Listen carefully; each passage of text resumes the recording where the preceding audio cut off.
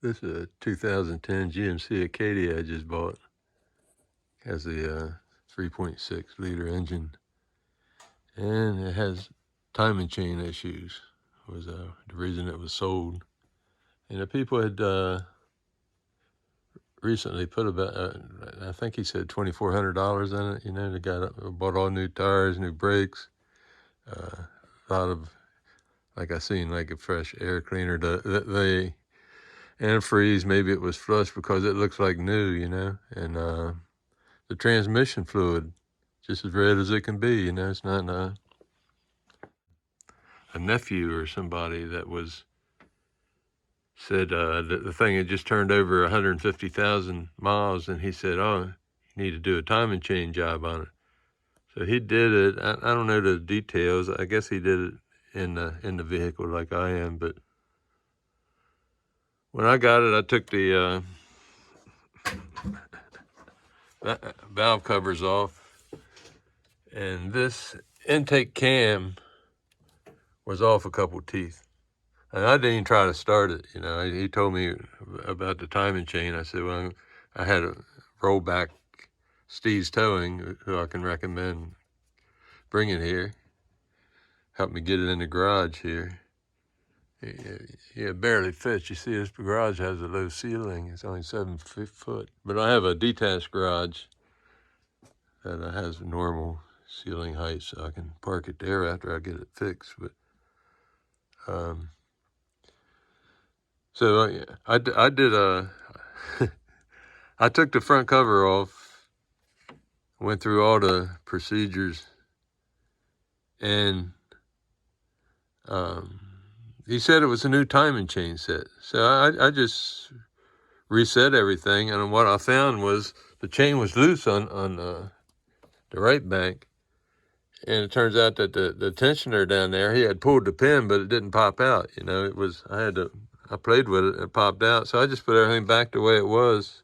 I mean, I went through the procedure and reset it and used these plates and everything, and so I figured it was going to be good, but then it didn't run right. It gave me codes on that bank of misfires, and also P0008, something to do with the cam and crankshaft was not timed in time with each other properly. So when I was wondering what to do, I put a new fuel pump in the tank. I put a new high-pressure fuel pump here, a Bosch high-pressure pump. And you know that after that, it would idle. So I don't know if that was just coincidence but it idled a little rough, and I was getting the codes on that bank. So here I took the cover off again. And what I saw was, you see, this is the plate for, let me see. See, it fits right on there perfectly. It's in stage 2 timing now. These plates, you can't put both of them on stage 1, but on stage 2, this one is with the angle cuts, fits the left bank, and this one at this time is when this one should fit this bank, but I don't know if you can see it or not, but those guys are both at an angle, and this like away from each other. If I had the timing marks, I could count the links and see what happened, but and it looks like this chain's a little crooked. Well, yeah, I guess it's just probably from me, but what I did was I put a wrench on, this part of the cam, on all of them, and when I got to the exhaust cam on that side and hit it with a wrench, something like let go, and that cam turned. I mean, it was jammed. That thing was jammed, and so what I did now, and the parts should start arriving today, is I ordered all new these 4 things, cam sprockets, or what were you forget what they're actually called. And I ordered a new chain set.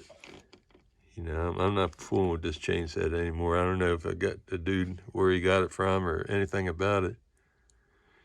So it wasn't that much.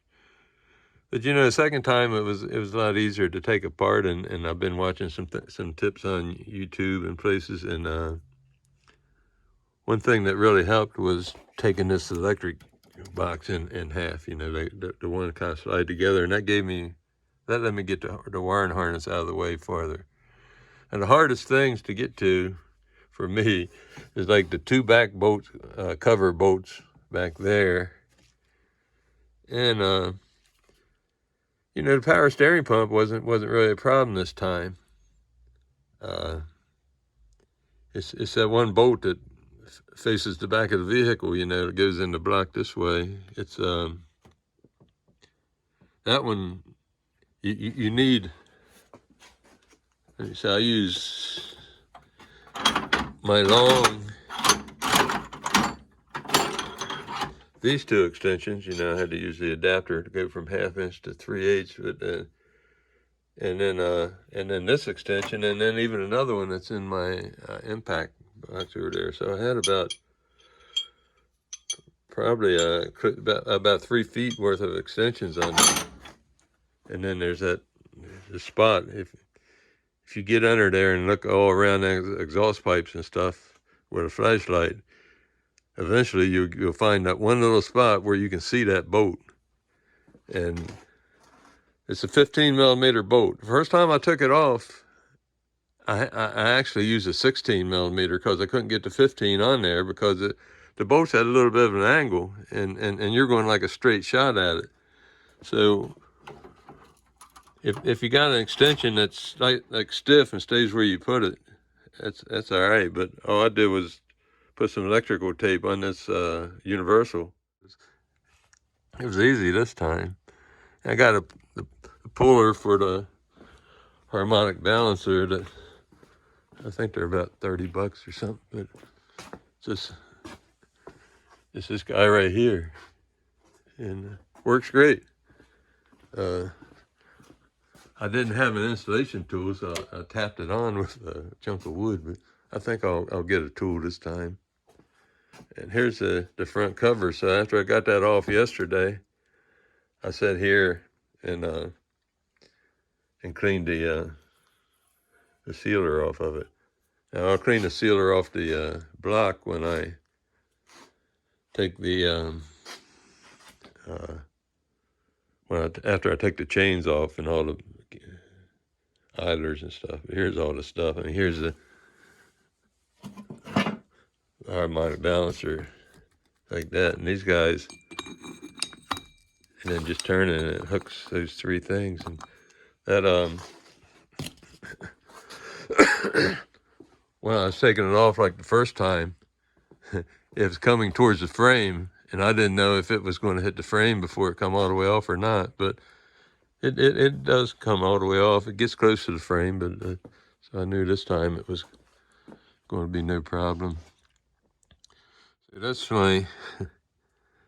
that's my plan today. You know, this thing. Another thing is, I drained the coolant. You have to take the hose off. It's down in there. You can almost see it. There's an opening, and it's over. It's off to the side of it that you can get at the. You can squeeze that clamp with a pair of channel locks, and the hose came right off. It wasn't too bad, but I still lost a lot of coolant when I guess the coolant where the water pump is stays in the block. It doesn't drain out, so it's going to come out when you take that cover off. So, yeah, like I said, I take all the tensioners and guides and everything off, and all these 4 VVT sprockets. I guess I'll probably take them off. I think the new one should arrive today. I sure would like to. And this thing is pretty clean truck. There's no holes in the seats. You know, Probably needs a little cleaning. There was a big old dent right here. This I got, you know, I had to, you can see where the damage is here to this, but I had, and all the little deals are broke, so it won't stay in tight, but I'll fix that. I put just a bottle jack here and push it back out, and then, you know, it's, now I went inside and took that cover off, and there's metal in there. You can't get to this, so I cut a little door in the metal, and then took a piece of wood and knocked it out. But then I, you know, used some Bondo, and for the paint, I got where is it? Oh yeah, yeah. I just ordered it from this place. I don't know what, like $20 a can, or maybe it was more, but it's got the right the right number on it there, that and it matched pretty good. And then I got the clear coat, so I, you know, fixed that. And yeah, like I said, new brakes, new tires, all the steering's tight. So I just have to get that timing chain issue fixed. And I don't want to forget and leave that on there and try to turn the engine. Went ahead and took all the sprockets and guides and chains and everything off.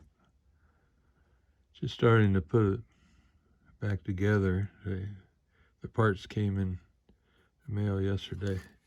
I already stuck that one on. Got my handy little drawing here to show you which one is. So make sure you don't mess them up. And I verified that those were what they're supposed to be. So I'll go ahead and put the other sprocket on, and then I figured I'd do that before I put these guys on to give me more room, especially on that side. Here's one thing to keep in mind.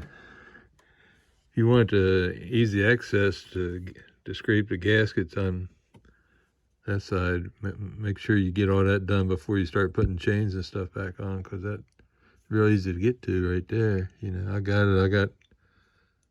I scraped them, and my favorite thing, scraping gaskets, you know. And then I have I got the left back chain on. You can see my, let me see. You can get a pretty good shot at the collared link down here. So those guides are in. They're not torqued yet. Just now I got the hydraulic tensioner in. So it's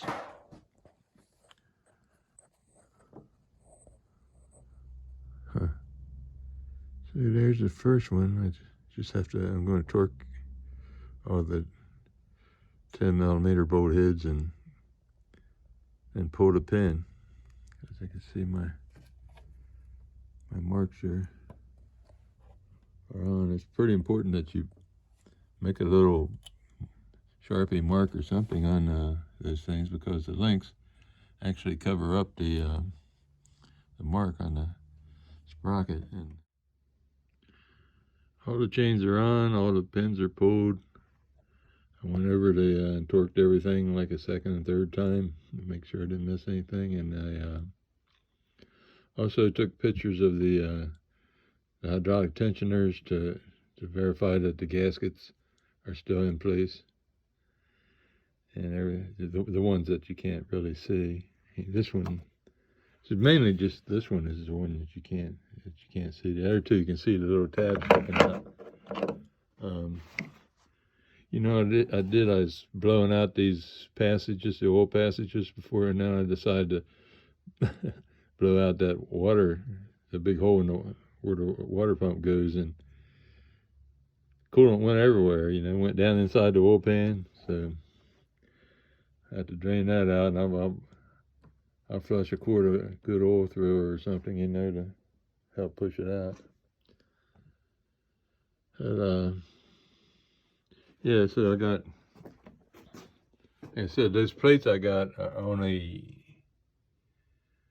they'll both go on only on phase 2 timing. So when you're done, you see that one fits. It's on there right now, just checking. And then this one, the same thing. So I verified all the timing marks. I verified with the plates. So I don't want to leave them on there. Forget about them, it'd be in a mess. But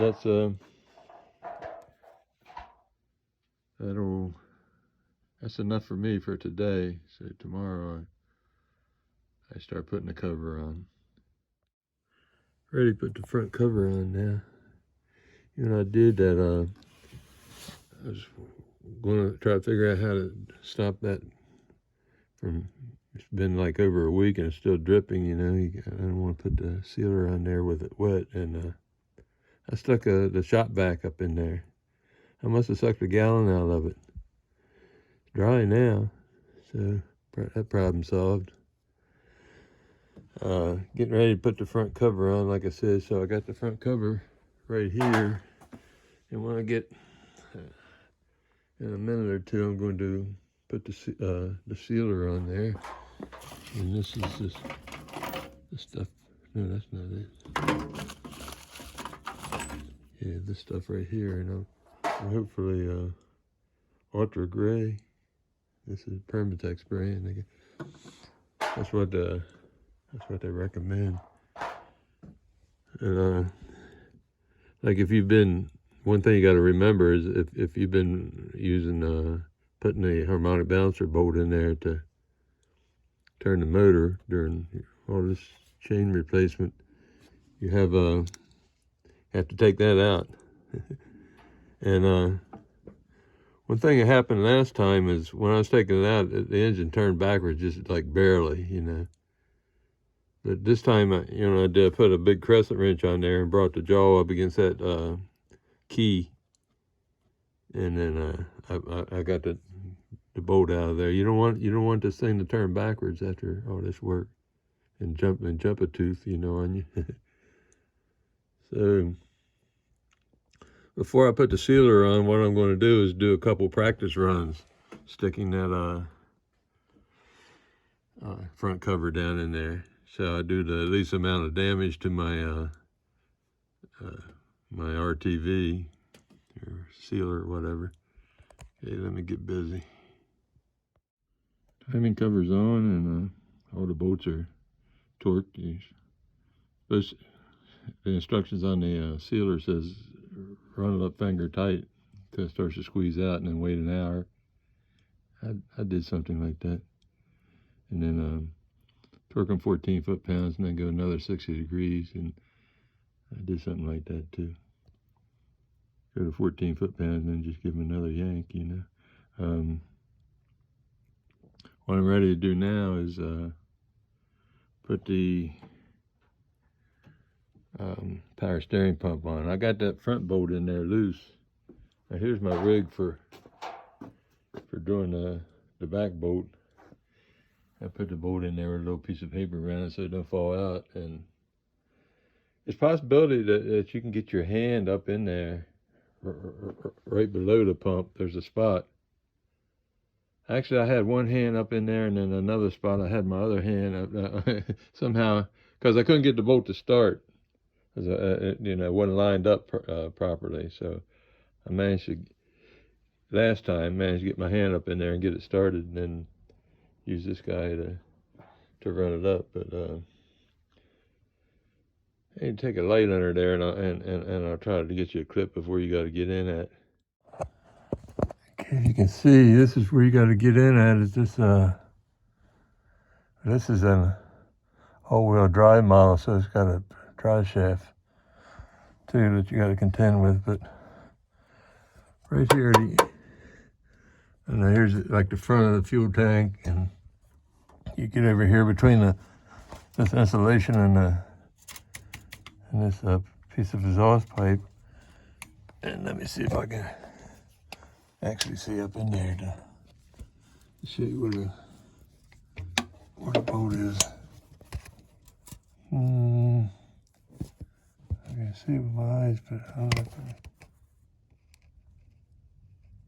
if yeah, there it is. You see right underneath that, like insulated wire or something, there's a hole. That's it right there. And it's angled down a little bit, so that's why you need a universal, but you don't need much of a universal, so I put tape around mine so it doesn't flop all around, you know. But that's where I'm going with it. Okay. Our steering pump's on there and tight, so the back bolt didn't give me much trouble this time. Went right in.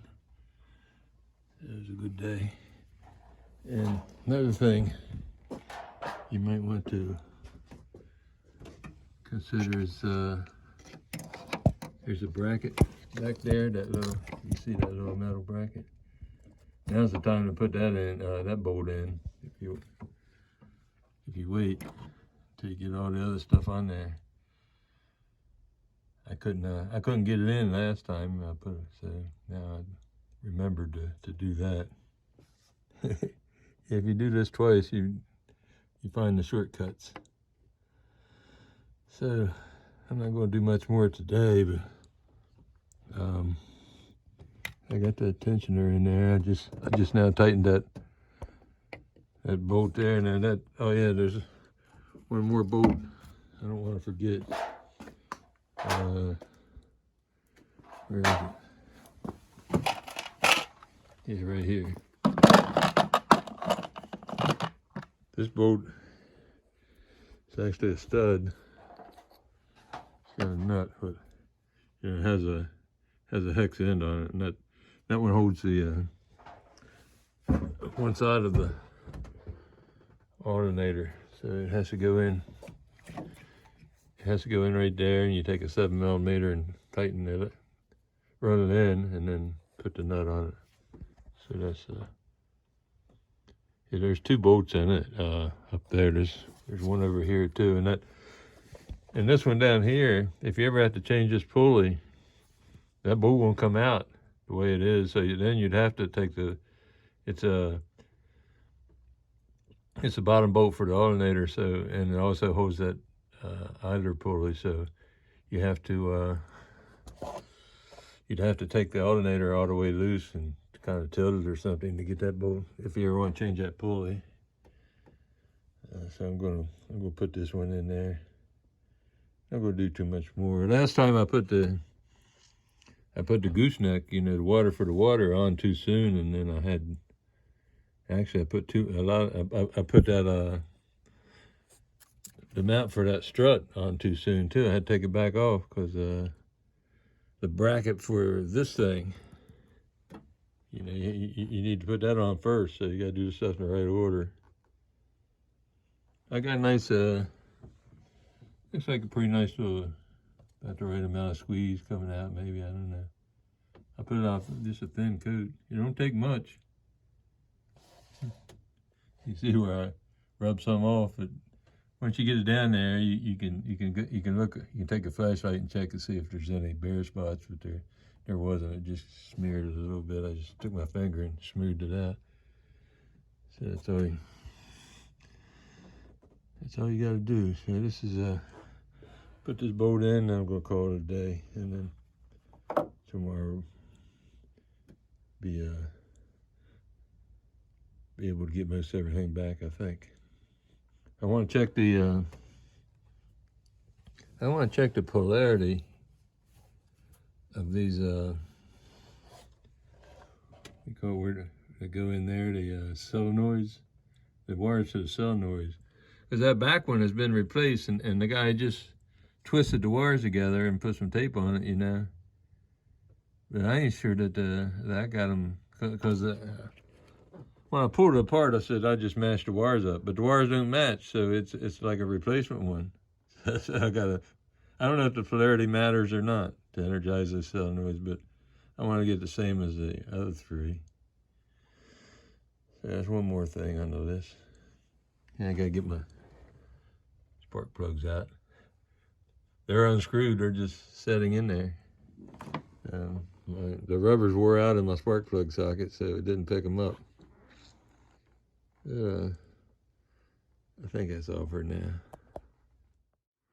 So first thing this morning, I came down and pulled the drain plug, and I caught quite a bit of coolant came out, like a cup or two, you know. Like I knew it was going to happen, because when the cover was off and I blew air in there trying to dry out that coolant circuit so I could get sealant on there properly, a lot of water.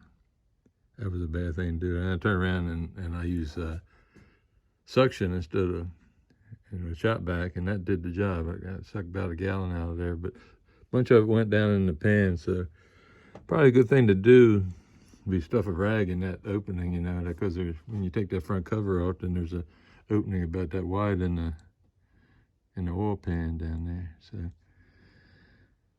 and then what I did was I went ahead and put the valve covers on and put the spark plug,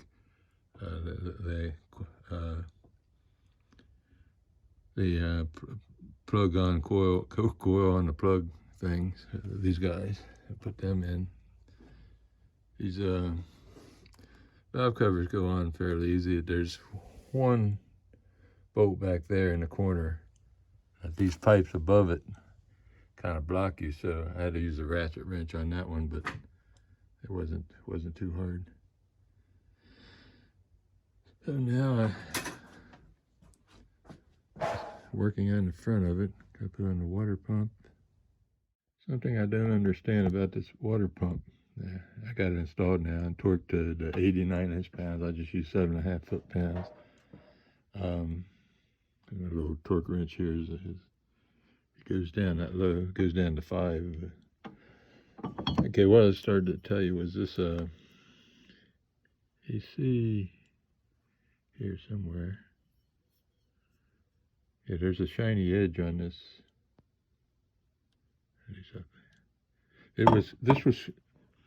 This was actually rubbing some of the bolt heads. I mean, not hard, just you know, you could still just spin it by hand, but it's making noise.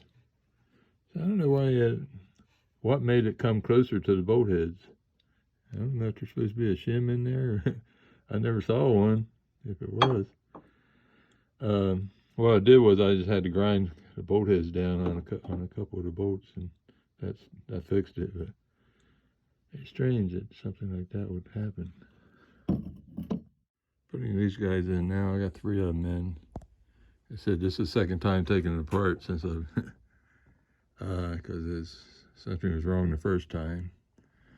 So when I had it apart the first time, I put new crankshaft seal and new solenoid seals in the cover. And those solenoid seals are tight. I mean, you gotta struggle to get them things in there. I think you put a little oil on them and twist and push. I think what I did last time though was that's another thing you might want to do these before you put the valve covers in, because I was able to like gently take a screwdriver and just help them in, you know, kind of pry on, because those things show up here and there. But anyway, another thing I did was I don't know what I did with it, but I bought a pigtail, an extra one of these, and I plugged it in. I took it around there to the battery and did all 4 of them, and they clicked when you did it. And then I checked across the poles there with an ohm meter, and they all say 7 ohms. I don't know what they're supposed to be, but that kind of sounds right. So I put that last one in there, and then I'll think about what I got to do next. There she is. Just fired her up. Had quite a bit of smoke coming from right there, so I shut it off and checked everything. I couldn't see anything, so actually it's just some oil I spilled on the catalytic converter, I guess. Yeah, she sounds pretty good, I think. It's about 2 o'clock. I started about 8:30. Worked right on through until now. She's still got I need to clear the codes, get the It still has a, I guess 210 is the temperature it's supposed to be. I don't know. That's it's full of fresh coolant. Yeah, that's like I said, I never really heard this thing run or run right. I found out what the smoke was and why it was running at 210 degrees. That smoke was one of those cooling fans. And so I got the cooling fans out. That's a whole nother story. I mean, I was going by what I saw on YouTube. I've seen some people say that they could just disconnect something here and take it out, but man, you see them wiring harnesses and everything back there. I finally, you know, I took all this off and undid the top radiator hose and the top transmission cooler hose, and that gave me enough room to pull on it and hold my mouth right. That thing finally came out of there. I finally got the combination, you know, to get it out. And so it's in here. I don't know what caused it, but let's see which one was it. Yeah, this one. Look at it, all black and smoky and a bunch of soot in there and everything. So that dude burned up. So I ordered a new one from Rock Auto. It's like $100, probably like 125 with shipping. And it's been shipped. It should be here pretty soon. And then hopefully that'll be the last thing. I mean, what all I got in this, both fuel pumps, the fuel pump controller, the all new plugs and coil packs, a new diamond chain, including all the gears and a new variable valve timing sprockets on this. I probably got about $500 worth of stuff I did to it.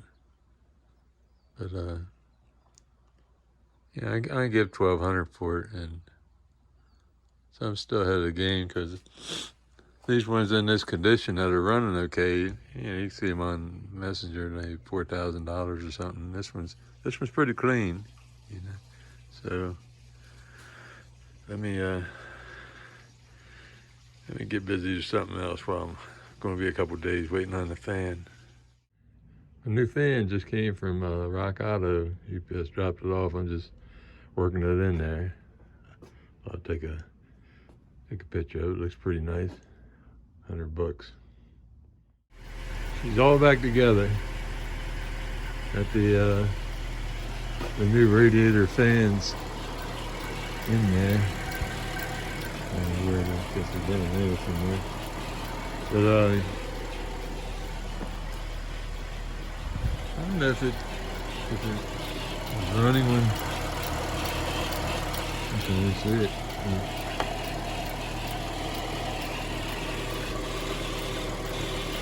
Like getting the air out of the cooling system. I need to go to Vance Auto Park to buy another gallon because I think I'm a little short now. And